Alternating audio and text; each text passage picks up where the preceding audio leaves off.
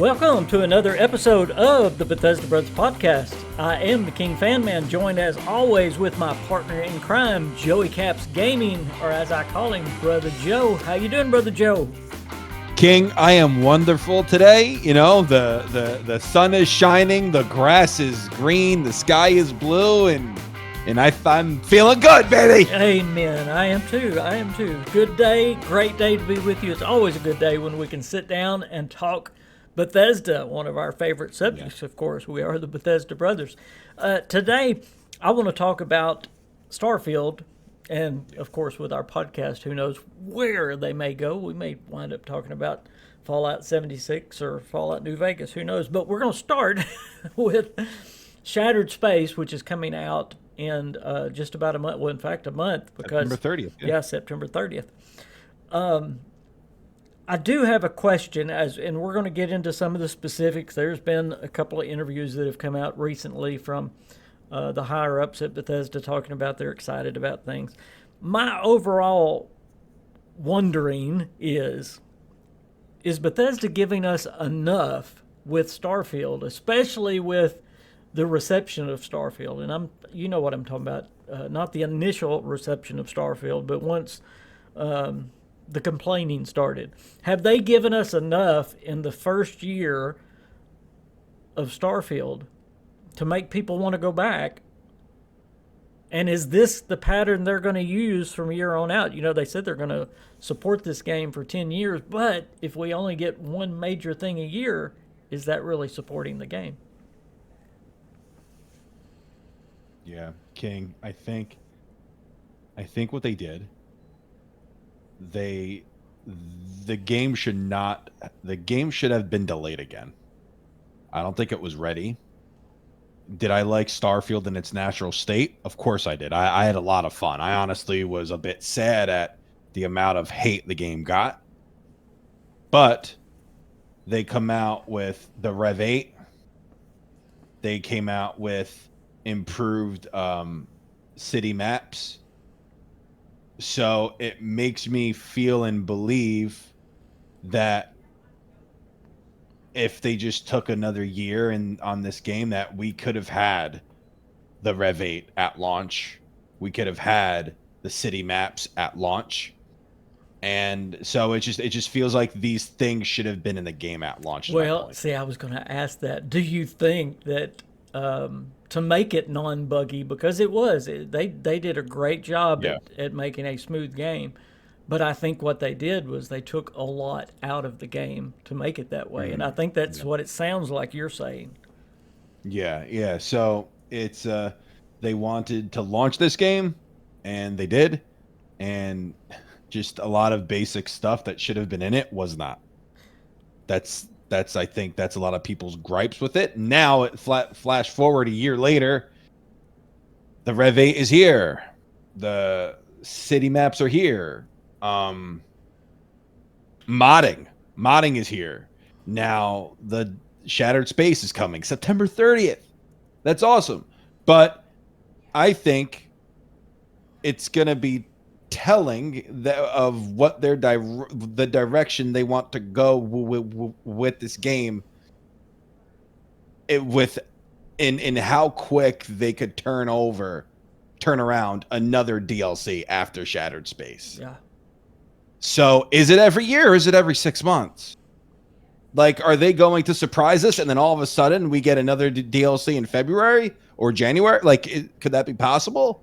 I don't know. See, two a year would be much better with other little things sprinkled in, but they didn't do that. I mean, They didn't do anything. We haven't even had little things sprinkled in. Like you said, we had the city maps and the Rev 8. Let me give you this. When they added the Rev 8, I want to give them credit. The Rev 8 is great. I love it. I love it. I think overall it has had very good reviews.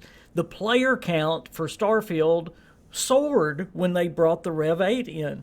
In fact, you can look at Steam numbers. You can look just basic numbers across the board went up. That's just one little thing bringing it in. But one little thing and one DLC a year, I don't think's enough. It's not enough, but also if you especially the first year. Yeah. No, I agree. If you want to look at the bright side of things, though, maybe they're really focusing on Elder Scrolls 6 and wanting to get that out as soon as possible. So now they don't have the manpower on Oh Starfield gosh, or 76. It's Elder Scrolls 6, and here which so here we go back to this tug of war mess. But Joe, you know that Bethesda is bigger than they've ever been. I Look know, look at but what they used to believe me, do with 100 people. I know. I know. I'm frustrated too. I am. The Skyrim DLC. Do you remember the release cycle for Skyrim with the DLC or no? I, 'Cause that was like 12 years ago at this point. yeah, I mean, I know. Let's see. Gosh, Because you, Skyrim came out November 2011. Dawn Guard came out before Dragonborn. I know that. And then there was Hearthfire in there sometime. So that was the three things that they Dawn added. Guard was really good. I Yeah, like Dawn Guard a lot. yeah. That was a good. That was the three things they added. I wonder what the release cycle was though. I know Fallout 4 is by heart. Yeah. I know Fallout 4 is by heart. And as you've said on this podcast, you have said, by now we had everything in Fallout 4. Everything. I understand they want to string it out a little bit. That's fine. Just string it out a little bit. But the first year after a rough, not launch, but right after the launch, wouldn't you think they would want to give the player something more to get back into it, especially sooner? I would think. Yeah. Yeah, Well, but well, let's talk about in that interview. He said he was excited for some of the things that were coming, and I guess this is what got me on this subject. And I promise we're going to get into Shattered Space and some of the things that are coming in Shattered Space. But listen to the things that are coming soon. He said there is new tools and gadgets to help explore and interact with the environment. Now, this is part of Shattered Space or around Shattered Space, okay? New ship customization and new zero gravity combat scenarios. okay. Nothing earth shattering there. No. No. I mean, what could new tools and gadgets be to help you interact with the environment more deeply? It just sounds like to me they're just skimping on it, and I'm not trying to be Well, Mr. Negative, but yeah, I guess with the new tools and gadgets, I know like No Man's Sky had quite a few things to like mine resources or like to manipulate the terrain. Like I know that, so maybe something like that, just something where you could just dig really quick yeah. instead of taking hours to just mine a thing of ore. Like you could actually break through the ground, and I don't know. I don't know. Give me the Fallout 4. Since you said you know it by heart, I'm putting you on the spot. What all Oh did we get man. with Fallout Yeah. 4? So Automatron came first. Yep. Then I think Wasteland Workshop came second, and then Far Harbor, and then the Vault DLC, and then New Nuka World, and that all came out before September. Yeah. So I loved how they did in it 10 with. months. I loved how they did it with Fallout 4. The Automatron was kind of half DLC, half building Automatron. your robots. Yep. You know, the workshop, of course, was just adding things to the world. Those type DLCs, see, I think they should have been doing that this year, even without giving us a huge big DLC. If they, Yeah, but King, we received Far Harbor, I believe, in June. I know. We received Far Harbor, or even maybe even May, and then Nuka World in August. So those are two substantial DLCs for the game that we got within a few months of each other. Within a few months. That's it.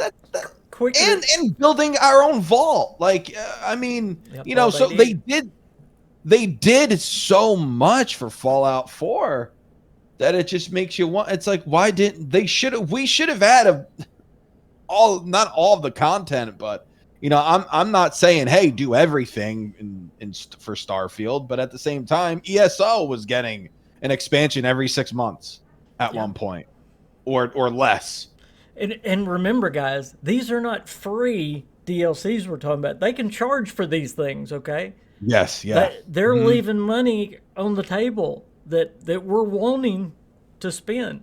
All right, let's talk a little bit about Shattered Space. I could go on with this. I'm really not happy about their I schedule know. this year. But I Shattered know. I Space agree. shows some. I think fans are excited about it because it goes back more toward the Far Harbor type DLC. It's all in one location. It's all Yeah. one planet, even more so one city, really, is what it's really focused on in the home world there of uh, the snake people, whatever they're called, the Varooms or The Varun, yeah. yeah, the Varoon. The city is what Darza or Oh, Dazra is the city. But I'm not. anyway, they are saying they have jam packed this city full. Now, of course, this is Bethesda words, but if you think back to how they did Far Harbor, Far Hmm. Harbor was not just that it was packed full. It was for a DLC. It was great, but it was the writing, it was the choices, it was all It was those things great. that went along with it, and how it interacted with the world itself. It all just kind of seamlessly went in. I do like that they're saying that Shattered Space is going to work that way. It will just seamlessly work into the world, and I'm excited to get back to exploring something that is more like a Bethesda Game Studios game in this DLC. Hmm. See, King, the all right here. I'm gonna stick up for Starfield a little bit, okay? And I know this isn't the podcast, and I apologize. A lot of people hate Starfield because they all say, "Oh, hey, they're copying off of No Man's Sky and all this stuff." I played No Man's Sky a little bit, like maybe 50 hours in on No Man's Sky, so I've played it a decent amount. Anyway, it does not have the fraction of the storytelling that Starfield has. It doesn't have the quests. It doesn't have the factions. It doesn't have that. What it does have is a lot of exploring. And that's where what it does have is you're able to go into, a new planet. You could just drive into it, like you could, and it's you're actually going into the planet, entering the atmosphere. Starfield, it's a load screen. So I get it. But we're talking about a game that is a BGS game with, quite a few. I feel like their main quest within the game, like it's. I did the Ryujin quest line. That took me a decent amount of time. That felt like a full game in and of itself. So it's and Starfield has quite a few of those. So, and then the main quest, and then the exploring. No Man's Sky just has the exploring part. That's it. It's all it really has. So it doesn't have that intense storytelling that Starfield has. Right. And that's where I think people are missing the boat. Guys, I know it's a space game. I get it. And we wanted it to act like a space game, and it kind of doesn't. But it's still, I think anyway, the quest, a lot of fun. The side stuff is great. The main quest line is great. I feel like the stories within that game are really, really good. Yes. And I nobody talks about that because they harp on, oh, it's a space game and it failed as a space game. It's like, do we understand what we have in this game? Because I don't think so. And a lot of people are gonna disagree, King, and that's No, okay. no, I'm actually glad you said this, and because I like Starfield, I'm not anti Starfield at all. Yes, yeah. No, I I know. guess I'm frustrated because I was so excited knowing what this game can still be. I mean, Yeah, it's I know. very close to hitting home runs in a lot of areas. Sitting there as you was talking, I was thinking, where are some of the main places that Starfield missed, or what's got people upset the most? Whatever it is. Is it the repetitiveness of Starfield? Is it the loading screens? people are going to gripe. They griped about Fallout 4. They're going to gripe about every game. But if you're going to just back up and say what would make Starfield make it feel more like, the Skyrim experience, I think less repetitiveness in the dungeons. I think that would be a huge one. That is something they can do through DLC. See, all of these things I believe that I'm going to bring up, they can fix through this 10-year cycle, but they cannot do it, Joe, if they only give us one stupid thing a year. That's my frustration. Yeah. No, I agree. And I guess my question is, are they not committed to making this game a great game? I don't think so. I don't think they are. I think the initial response wasn't very good because people thought we were getting No Man's Sky with a lot of questing in it, and we didn't get that. We got a traditional BGS game with the questing, but not a traditional space game that we anticipated. So I think that upset a lot of people. Obviously, it did, and the fire around this game, it fizzled out. It's gone. It's pretty much gone unless it's a negative upload on YouTube. But so, and I go back to what Chris Myers says: a game will live and die by content. Look what happened. Just go and look at the numbers. Adding one little stupid buggy made the numbers go up 10,000 plus just on Steam. I just think, King, I think that especially now, it's not just Bethesda, it's Microsoft owned IP. I think Microsoft wants them to turn around and make them money. And if Starfield, if it didn't hit like it was supposed to, well, do you know what will hit? But it did hit money wise. It did? What did it do? What was the release date numbers? You could look it up. I mean, it had great. Yeah, I don't know. It had great sales numbers, and that's my point. Everything we're talking about here is money. You cannot make money on the game unless you're putting content forth. And this content is not free content. They charge for it. Well, charge for it and see. Give the game a chance. Yeah, I think though too that they lost a lot of those players who did purchase the game. Yeah. Okay, they lost them. Back up. Do you think what Cyberpunk has done with that game has been pretty amazing? Yeah. I mean, it went from a pretty from abysmal zero to launch. hero. Yeah. Well, what does it take for that to happen? For Starfield? No, for any game. No Man's Sky is another one. How did No Man's Sky start out? Yeah. What does it take for a game? One too. What does it take for a game to start out as a zero and go to a hero? You can't just sit on it for a year and all of a sudden it go, oh, people are loving it now. Yeah. Yeah. And it needs more TLC. It does. But all I'm saying is I think they're diverting their attention elsewhere. Oh man. And I think it's to Elder Scrolls 6. I really feel that way. I do. And then, like that's not what we want to hear. We don't want to hear that. I'm gonna say the same thing again. They've got plenty of people. No, believe me. I don't and with that being the case, why have we waited? Why have we waited? We're going on year 13. No Elder Scrolls game. I know. We're still on Skyrim. Why have we waited so long? Well, this goes back to our point, Joe. If you have everything, are they managing those people right?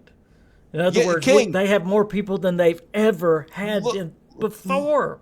Look at Fallout London, King. Look at Fallout London. It's a 50-hour experience. You're telling me that you couldn't hire a dev team of 10 people, throw them all your assets, and say, remake Fallout 3 for us? You're telling me that could not have happened? Of course it could have.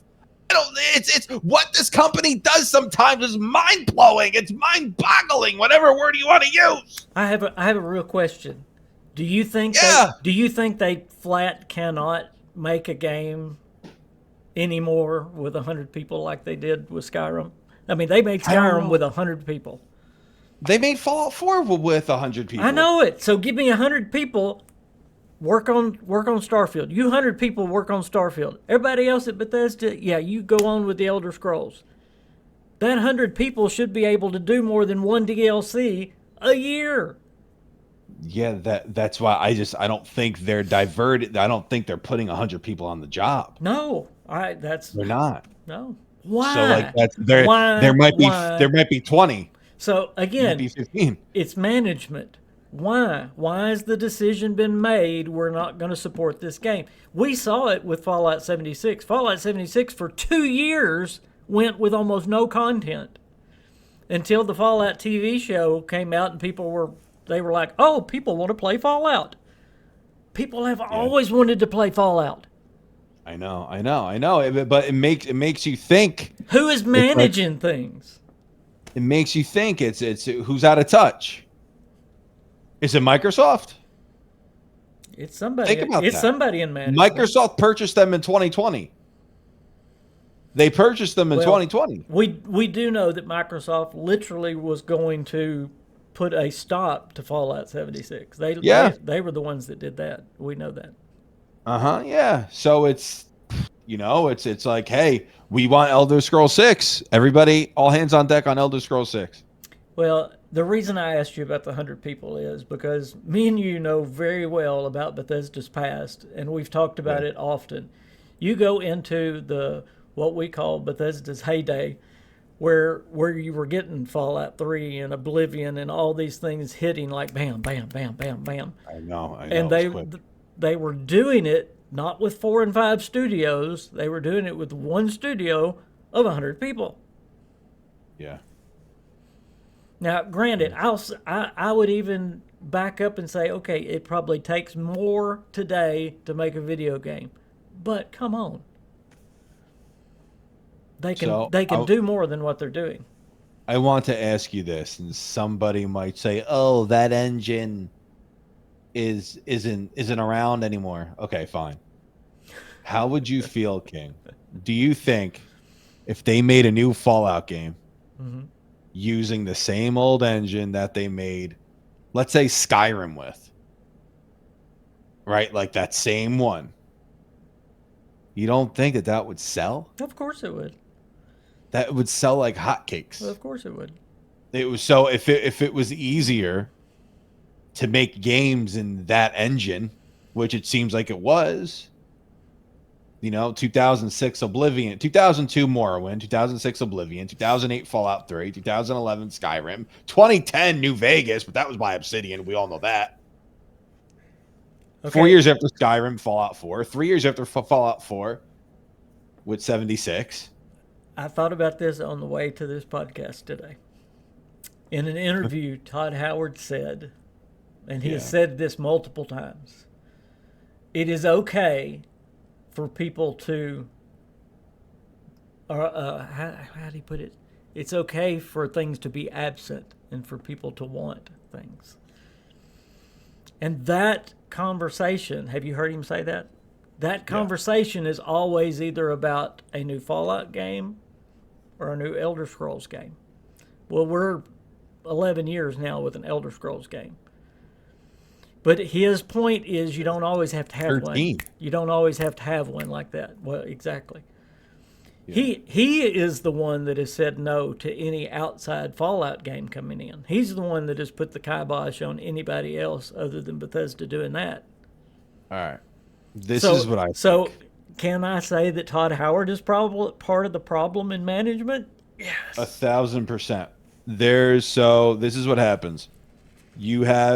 This is what happens in sports all the time.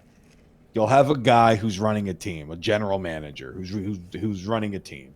And he's run that team for so many years. He's won a couple of championships. But it's been quite a while since he's won one, and he hasn't really changed his ways much. Change the formula, yep.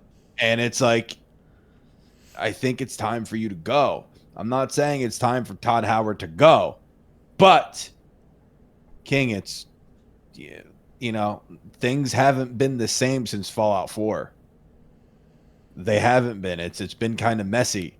But Things have 76, not been the same since Skyrim, you could say. But yeah, I agree. yes, Skyrim, maybe, yeah, maybe even that. That So it's almost like he got upset and angry of how great of a game. And listen, New Vegas, that got a lot of flack too because of the glitches in that game. But then they, people, the mods and all that stuff came out, and it goes down well, as they only the had best 6 months to make the game. 18 months. Yeah. 18 months to make New I was Vegas. exaggerating a little bit. They know, King, that's extreme. 18 months. know it. You weren't far off. I know it. You weren't far off. I know it. Yeah, it's crazy. So and they did a great job. That's what I'm saying. You're telling me we couldn't have had Fallout 5 or a spinoff by now? Of course we could. We've had Fallout 76 for 6 years. Yep. Almost 6 years. That's a long time. But how I don't know long? what they're doing. I guess what makes me want to pull the rest of the hair that I have out. Yeah, I have nothing. Go on. How long we waited on Starfield. And again, I think me and you are in agreement, and we may have a lot of people that are listening to us that disagree, but we both like Starfield. Yeah. I don't put it up there with Skyrim or Fallout, either one yet. No, I don't either. No, But no. one of the things, if I have time today, I'm going to play some Starfield. Yeah. But Yeah. it could be so much better. And that's what I was excited for. I was excited for what they could do. Let me give you an example, and I bet you we could have a whole podcast on this, and I know we're about out of time, but repetitiveness. One of the things, you wind up going to some of the same dungeons over and over and over when you find them on other planets. I think that's a thing that kind of turns people off. Yeah. As quick as the team can work on it, think about a DLC that just adds 10 new dungeons to the world to mix in. I mean, things like that, just easy little DLCs that could make the game so much better as you're going. Mm. But it's not going to work having one DLC a year. It's just not. I hope they see that. I don't know. What would you think? How would you feel? They sacrificed Starfield and its future to come out with Elder Scrolls 6 in 2 years. But Joe, I don't think they have to. That's. I know what Yeah, you're yeah, saying. no, I know what you're doing. I agree. No, King, I agree 1,000%. Yeah. 1,000%. But this is the pattern of this company. This is what they do. For some reason, this is what they do. What they do is they tend to, hey, we're working on this, all hands on deck on this now. And if Microsoft is now, because now they're in the mix, if they're saying, hey, we want Elder Scrolls 6 as soon as possible because we want Fallout 5 as soon as possible. So now it's like, now we kind of have to ice Starfield a little bit, which I don't agree with whatsoever. No. I'm just thinking of what Microsoft is thinking and how they could get the return of investment with this company. And the only way, not the only way, but the biggest way is selling BGS games. That's the biggest way. Yeah. So imagine Elder Scrolls 6 an exclusive for Xbox. Do you know what? It might not even be an exclusive. No. It's not looking that way anymore. At this point. Yeah, and that's fine. Like, I mean, I don't think Sony is going to put, their exclusives on Xbox. I don't think so, but I guess Xbox has no choice. Who knows? I don't know. Well, I'm excited to see what Shattered Space is going to be, and what I'm hoping. This is the only hope I have left. That if Shattered Space is something good enough, that it, like I said, the Rev 8 brought a lot of people back in. Just one little buggy brought a lot of people back in. I know. if they can hit a home run with a DLC, if they can do like a Far Harbor, and it really brings the numbers in, hopefully the management will see, hey, Starfield is worth putting some time and effort into. That's what I'm hoping. Because if we're I gonna wonder if we get the numbers. if we're gonna have 10 years of this kind of service, it's really sad to me. The thing is, King, I don't think you get 10 years of this kind of service. No, Because I don't think it lasts 10 years. it won't. You're exactly right. It's not sustainable. You're exactly right. Great point. Great point. Yeah. Well, this was a bummer of a show, Joe. We just dropped the whole. I love talking to you, though, King. We have a lot of fun. We've been having a blast for what? For 6 years now? Yes. Can you believe it? We've been having a blast for 6 years. That is amazing. Well, I want to Not thank. a consistent 6, but 6. That's right. I want to thank everybody for listening. Y'all do amazing. Y'all help these podcasts do great.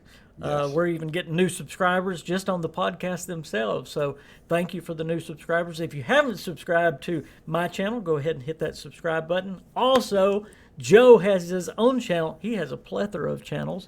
I'm going to put the links of all of his channels down below. So you go and click on all those. He even has a baseball channel where he covers those Yankees. But Yes, you can see all those baseball stuff. yep. Joe, last word to you. Anything? King, this is a blast. It's always fun. Thank you so much. And until next time, and hopefully it's next week. Absolutely. I am the KingFanMan. He is Joey Caps Gaming. We'll see you next time. Bye, guys.